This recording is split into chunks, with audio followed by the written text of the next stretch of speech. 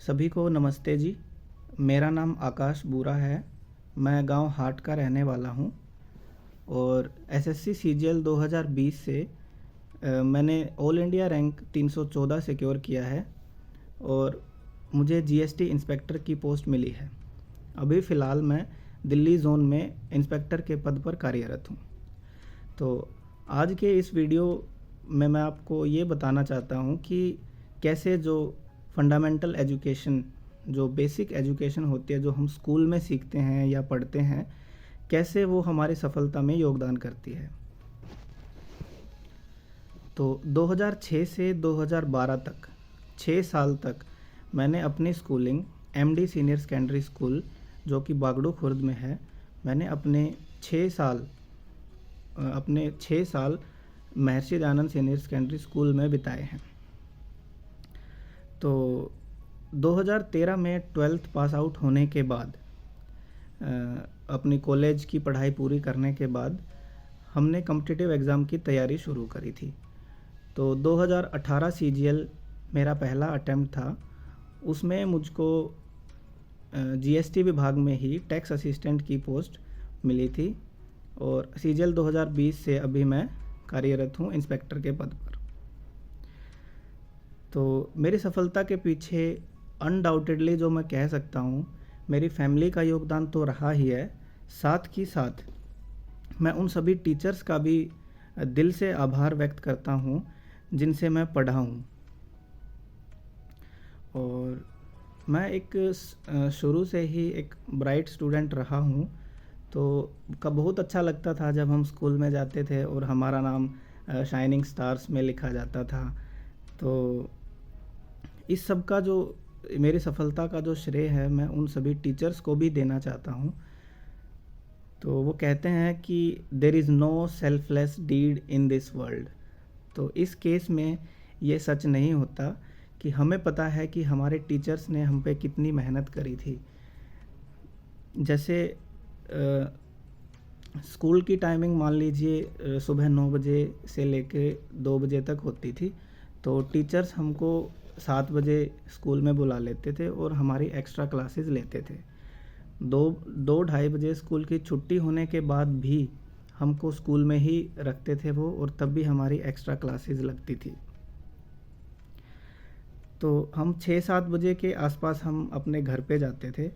कुछ बच्चे ऐसे भी होते थे जिनके घर स्कूल के आसपास थे, तो वो फिर स्कूल में ही रुक के पढ़ाई करते थे। तो उन पे फिर टीचर उन पे भी अलग से मेहनत करते थे। तो ऐसा नहीं है कि जो टीचर्स रात को भी उन बच्चों से मेहनत करा रहे हैं और ख़ुद भी रात को जाग रहे हैं कि उनको पैसे मिलते थे, उनका उसमें कोई भी स्वार्थ नहीं था। उनको बस ये था कि हमको इन बच्चों को कैसे एक अच्छे ग्रेड से इनको पास करवाना है, इनको नॉलेज देना है। तो उसमें उनका कोई भी स्वार्थ नहीं होता था। वो बहुत दिल से लग के हमसे मेहनत करवाते थे।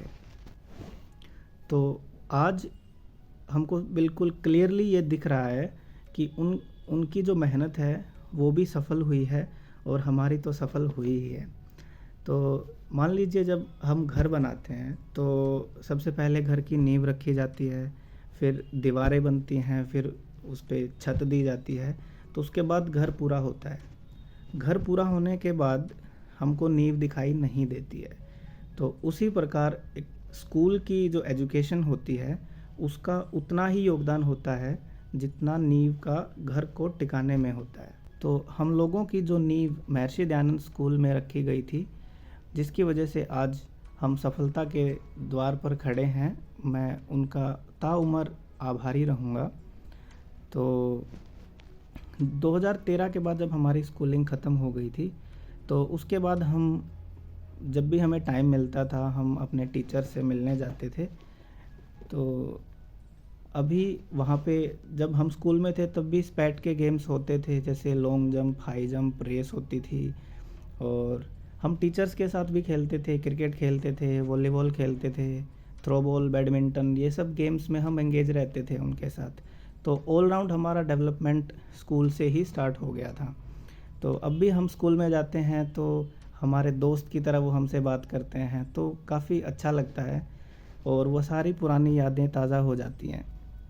अभी फ़िलहाल जैसे ही कॉम्पिटिटिव एग्ज़ाम्स में हम घुसे अपनी कॉलेज की पढ़ाई पूरी करने के बाद, तो स्कूल के टीचर्स भी इस बात से अवेयर हो गए कि कॉम्पिटिटिव एग्ज़ाम्स में जो सिलेबस आता है, अगर वो स्कूल में ही स्टार्ट करा दिया जाए तो बच्चों को कोचिंग की ज़रूरत तो नहीं पड़ेगी।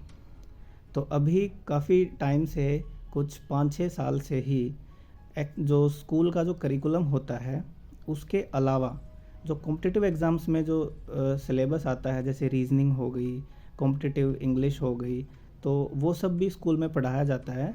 और काफ़ी टाइम से हम देख भी रहे हैं, हर साल जो पढ़ने वाले अच्छे बच्चे हैं, उन सब का कहीं ना कहीं अच्छी जगह 10th-12th के बाद सिलेक्शन भी हो रहा है। अभी एक रिसेंट विज़िट हमने स्कूल में किया था, तो वहाँ पे क्रिकेट का भी नेट प्रैक्टिस के लिए भी पूरा वो मैनेजमेंट उन्होंने किया है। 400 मीटर का एक ट्रैक भी बनाया हुआ है। तो जेवलिन थ्रो भी हमने बच्चों को वहाँ पे करते हुए देखा है। तो कहीं ना कहीं मतलब एक एमडी स्कूल एक ऐसी जगह है जहाँ पे पढ़ाई के साथ साथ, पढ़ाई तो होती ही है, तो पढ़ाई के साथ साथ एक्स्ट्रा करिकुलर एक्टिविटीज़ के होने के साथ बच्चे का ऑल राउंड डेवलपमेंट भी वहाँ पे अच्छे से होता है।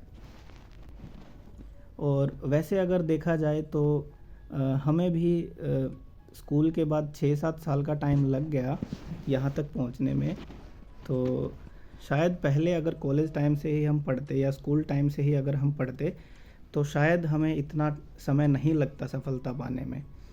तो आज ऐसा सिनेरियो बिल्कुल चेंज हो चुका है।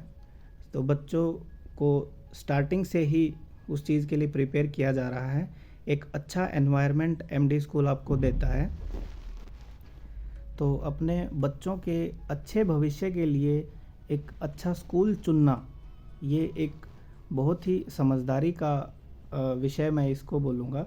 MD school, Maharshi Dayanand school जो बागड़ू खुर्द में है, वो एक अच्छा डेवलपमेंट आपके बच्चों को देता है। तो मेरी छोटी सी स्टोरी से आपको आइडिया सा लग गया होगा कि कैसे जो फंडामेंटल या एलिमेंट्री एजुकेशन जो हमारी होती है, उसका हमारे सफलता में कितना योगदान होता है।